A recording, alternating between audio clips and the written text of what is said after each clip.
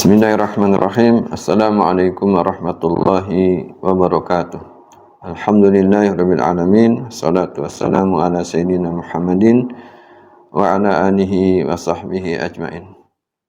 Kaum muslimin yang dirahmati Allah Subhanahu wa taala, kita membahas al-haditsul awal dari kitab Al-Arba'in An-Nawawiyah. An Amiril Mukminin Abi Hafsin Umar bin Al-Khattab radhiyallahu anhu qala sami'tu Rasulullah sallallahu alaihi wasallam yaqul innamal a'malu binniyat wa innama likulli imri'in ma nawa faman kanat hijratuhu ilallahi wa rasulih fa hijratuhu ilallahi wa rasulih wa man kanat hijratuhu lidunya yusibuha aw imra'atin yankihuha fahijratuhu ila ma hajara ilaih.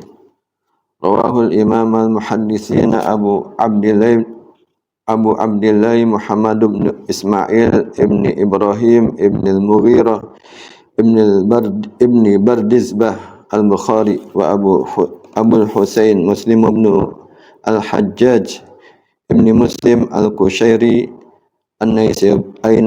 An-Naisaburi fi sahihaihima alladaini huma asahul kutubil musannafah.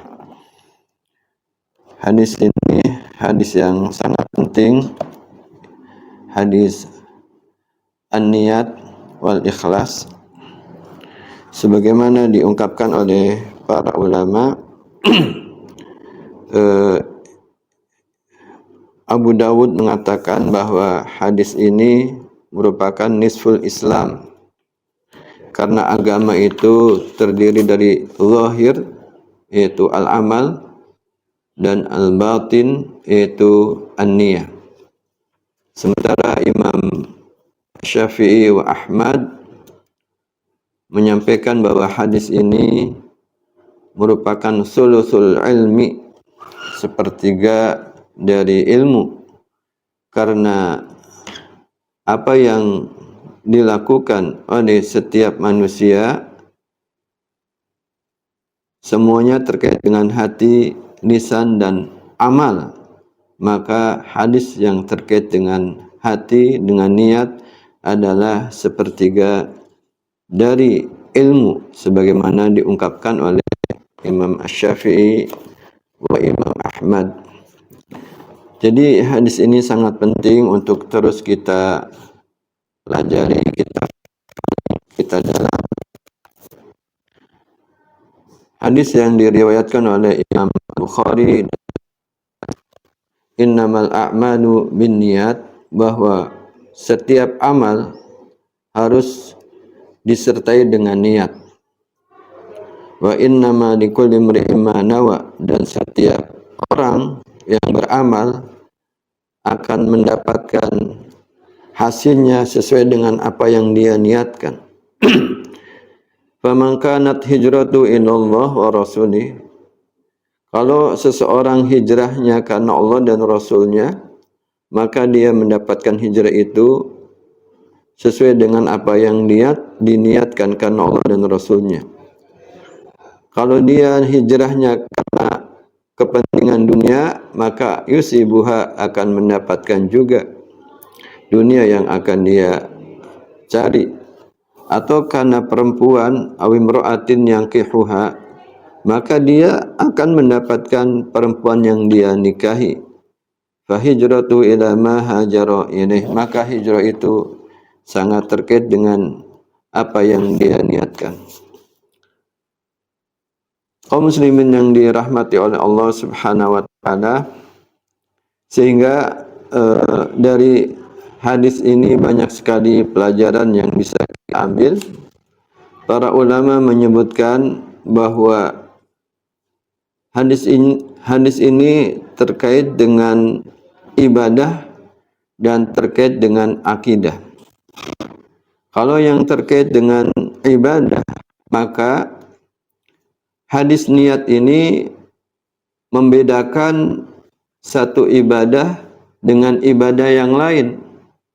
Kita misalnya sholat subuh dan sholat qobliyah subuh, apa yang membedakannya? Yaitu niatnya. sama-sama prakteknya 2 rakaat, tetapi yang membedakan antara sholat qobliyah subuh dan sholat subuh itu sendiri adalah niatnya. Jadi niat itu membedakan satu ibadah dan ibadah yang lain.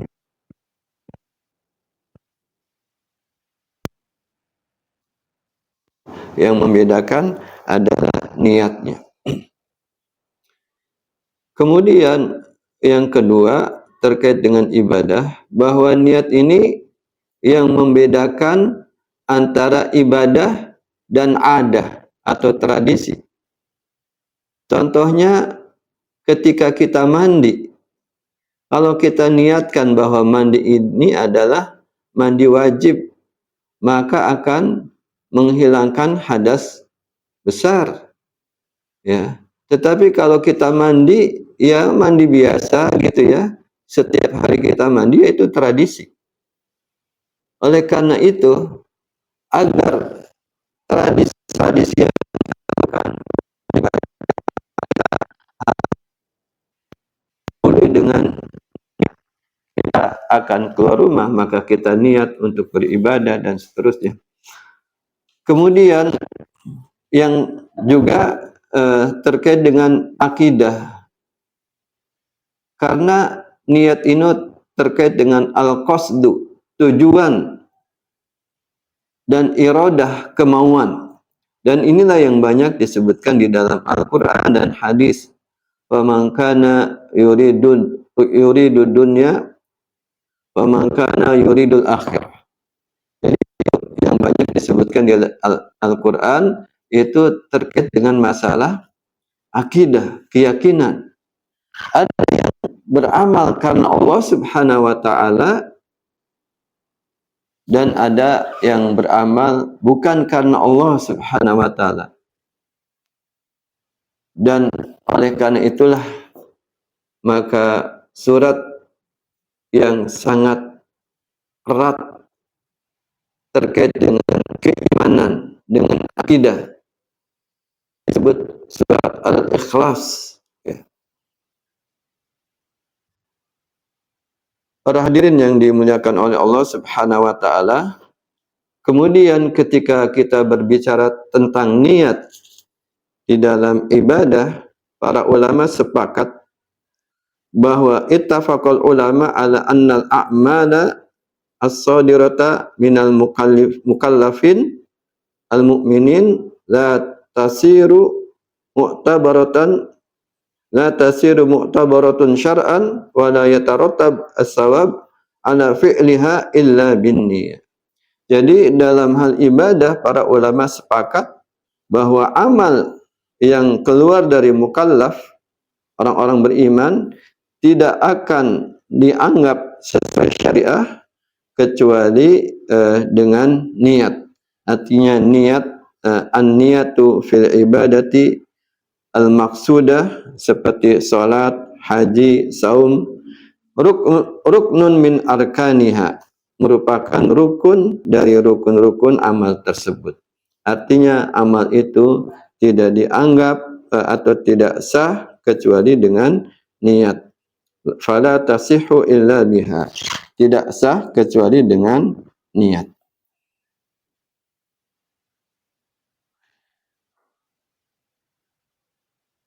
Demikian terkait dengan amal, ya, bahwa amal itu merupakan rukun dari rukun-rukun ibadah yang kita lakukan. Adapun waktu niat wa mahalluha, waktu niyati awalul ibadati katakbiratul ihram bis salat wal ihram bil hajj, itu ketika kita melakukan melakukan ibadah tersebut, ya, ketika takbiratul ihram, maka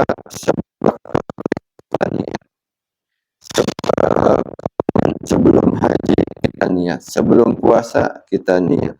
Bahkan ketika kita berbicara puasa, maka para ulama khususnya Syafi'i atau Syafi'iyah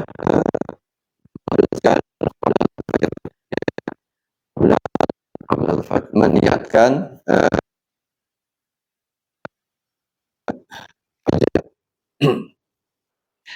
Jadi waktu niat ya, dilakukan awalul ibadah, ya, sebelum ibadah itu dilakukan. Kemudian mahalun niat, tempatnya niat di mana? Wa mahalun niyati al-qalbu. Tempatnya niat adalah hati. Ya. Niat di mana? Di hati. Fala yashtaritu at-talaffuz, tidak ada persyaratan untuk dilafadzkan, ya, kecuali pada ibadah haji dan umrah itu dilafadzkan, ya, labbaik Allahumma hajjan diucapkan, labbaik Allahumma umratan juga diucapkan. Tetapi selain ibadah haji dan umrah tidak ada syarat untuk dilafadzkan. Dalam hal ini madhab Asy-Syafi'iyah menghukumi sunnah, ya, ketika melafadzkan niat salat, ya. Tetapi ini secara umum bahwa niat itu mahaluha al-qalbi. Mahaluha al-qalbi. Tempatnya adalah hati.